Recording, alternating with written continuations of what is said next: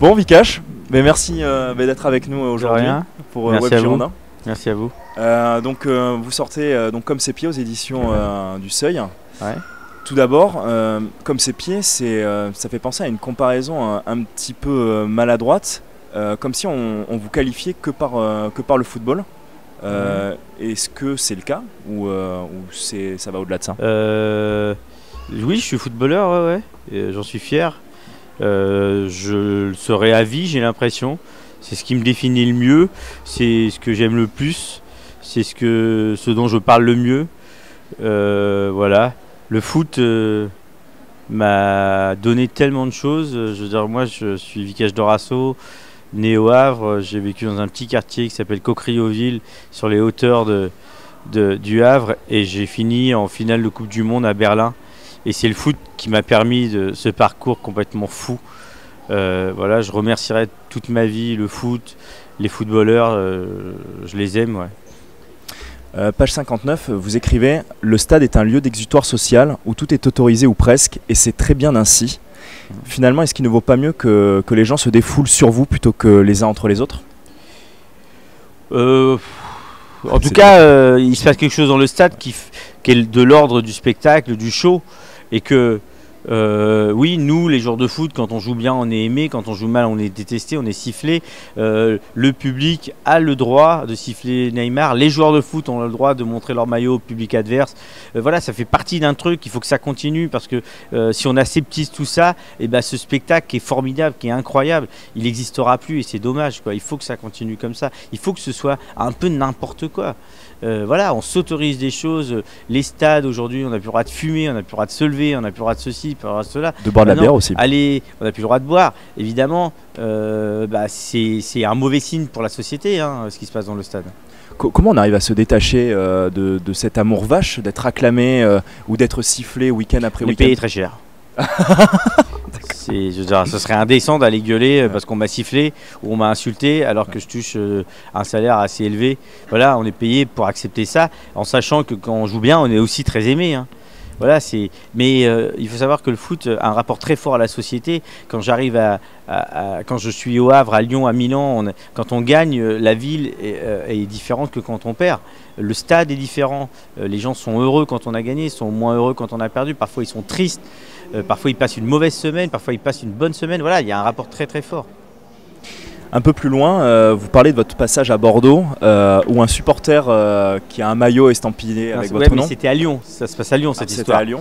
Non, c'est avec Bordeaux, quand je suis prêté à Bordeaux, je joue à Lyon, avec Bordeaux contre Lyon, et je sors du stade parce qu'en fait je restais un peu à Lyon voir des copains, et à l'arrivée je me fais insulter par un mec, et quand on le croise, on le passe, on se retourne, et il a mon maillot avec mon nom sur le maillot. Est-ce que finalement ça ne représente pas le fait que les périodes de mercato sont aussi des périodes de déchirement pour les supporters? Non, là pour le coup, le mercato, oui, évidemment, oui, il y a un truc comme ça, c'est faux. Parce qu'il vous aime ce mec en fait. Oui, mais surtout c'est que nous, moi quand je joue à Bordeaux, le temps que je fasse cette saison-là, j'ai pas eu le temps de connaître Bordeaux, d'aimer Bordeaux, de devenir. Voilà. Quand j'arrive à Lyon, je sais même pas où est Lyon sur la carte de France, quoi. Et c'est mon métier. Si on m'avait pas payé, je n'aurais pas joué au foot, moi. C'est tellement dur comme métier et c'est tellement beau aussi que voilà, il a fallu qu'on me paye pour que je joue au foot. Hein. Bon, vous avez quand même un certain talent puisque oui, vous avez j'avais le talent pour jouer à ce niveau, hein, mais j'étais payé pour jouer. Sans talent, sans salaire, avec le talent que j'ai, je préfère aller faire autre chose. Hein. Ouais. Qu'est-ce que jouer pour le plaisir, quoi. Est-ce qu'il y a un métier alors du coup que vous auriez aimé faire? Non, en tout cas, j'avais pas imaginé faire autre chose que le foot. Tant mieux parce que je suis allé au bout du truc, mais bon, j'aurais trouvé. Hein. Aujourd'hui, je parle de foot un peu partout. On parlait de cette période où vous êtes à Bordeaux. Vous restez finalement une saison. Et puis vous marquez une des plus belles lignes aussi du palmarès du club. En remportant... une belle ligne pour moi aussi, dans un passage particulier parce que je suis prêté, j'arrive très tard, au mois de fin août, donc juste à la fin du mercato d'été, et je repars au mois de mai après ma saison. Le club avait une option, il ne l'a pas levée. Moi, j'avais pas envie de rester, j'avais plutôt envie de retourner à Lyon parce que j'y avais vécu 3 ans. Je savais que le club à Lyon avait avait l'ambition de gagner le titre. Il venait de le gagner. Donc moi j'avais envie d'être champion, donc j'y suis retourné et puis j'ai été champion. Mais Bordeaux, ça a été une super année. Ma fille Rose est née là. On a gagné la Coupe de la Ligue. Le Haillan, c'est quand même un endroit assez chouette pour s'entraîner, avec une ambiance plutôt cool. J'avais besoin de ce moment pour pouvoir me relancer après une année super compliquée, super fatigante. Et voilà, j'ai apprécié croiser les Dugarry, Paoletta, Sommeil, voilà, tous ces joueurs-là. C'était mon pote David Sommeil. Qui on pense parce qu'il est actuellement aussi souffrant dans la région. Donc voilà, on lui souhaite le meilleur. On s'est croisés il y a très très longtemps. On était déjà copains en jeune. Il jouait pour l'équipe de Martinique, Guadeloupe, je crois. Donc bref, c'était super. C'était une bonne expérience d'1 an. Vous évoquez aussi dans le livre, vous faites un petit comparatif quand par rapport à vos filles. Il y en a une qui naît à Bordeaux et l'autre à Milan. Et Eli Bob vous dit c'est marrant, ça. ok, c'est bien, ok, félicitations, mais tu viens jouer samedi ou dimanche. Et alors que tandis qu'Ancelotti vous dit bon, tu peux rester chez toi. C'est la position que tu as dans le club, quoi, dans l'équipe. À Bordeaux, je suis un joueur important, donc évidemment quand Rose naît, on me dit tu viens jouer. Et puis quand Sarah elle naît à Milan, on me dit ouais, tu peux rester chez toi, parce qu'évidemment c'est pas très important que je sois sur le banc de touche ou pas. Ce qui est le plus important, c'est que je sois auprès de ma fille pour eux. C'est que c'est marrant, quoi. On a beaucoup parlé de football, on va faire un petit clin d'œil au Girondin évidemment, mais est-ce qu'il y a un autre bouquin peut-être qui est dans les cartons? J'ai envie d'écrire encore. Moi j'écrivais beaucoup, c'est pour ça que j'ai écrit ce livre. Je continue, j'ai d'autres idées. Voilà, aujourd'hui il y a la Coupe du Monde qui arrive. Donc moi je collabore aussi à SoFoot, j'ai une association qui s'appelle Tatane. On fait beaucoup de choses, on milite pour un foot durable et joyeux. Les gens qui s'intéressent et qui veulent avec nous créer du lien et créer du lien social, qui nous rejoignent, voilà. Ça fait beaucoup de choses. J'aime le foot, j'en parle, je le vis.